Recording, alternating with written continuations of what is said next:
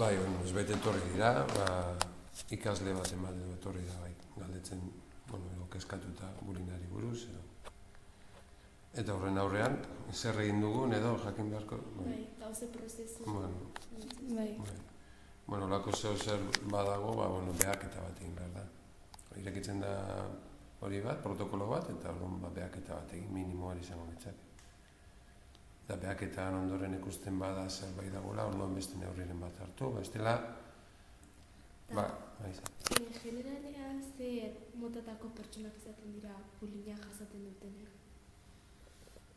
Estereotipo batzu daude, baina, suposatzen da, gehien bat, lagun talde bat dakarrenak gutxiagotan jasango du olako zerbait. Bakarri dagoenaren kontra jutea arrezago delako, orduan normalean izango da bakarri deabien norbait, edo horrela, baztertuta dagoena. Eta bat bulina jasaten aidana notatzea aldea kanpotik, o ez da antzematen? Bai, beti ez da inerreza, egunerokoan zerbait igarriko da, baina behaketa batean, behar da ikusi behar da ondo. Etxean ere igual zerbait nabarituko dute, edo igual ez, depende.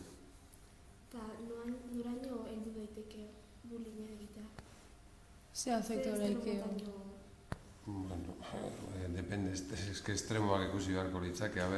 Askotan igual pentsan da bulin dela, batzutan ez da bulin, baina bai, bere kontra jun direla igual ikasle batzuk, edo lagun talde bat, edo batzutan ez da bulin. Ze bulina izateko badakizue, esan behar da, jarraian ematen dena, botere desoreka bat egon behar da, eta... Eta honi aurre egiteko zer laike? Zer egin eken? Bai. Denon eskuen goleitzake. Azkenean, hiru parte bereiztu behar ditugu. Bata jasatzen duena, bestea erasotzailea, bestea aldamenean daudenak, ikusten dutenak. Agian, jasatzen duenak, igual ezin du ez dakarrelako indarrik edo ez dakarrelako boterik, baina inguruan daudenak badakate zer egina. Orduan, uste dut denon artean, empatia bizkatekin igual, beto jongo bainakela. Bueno, Zer bat dut jo?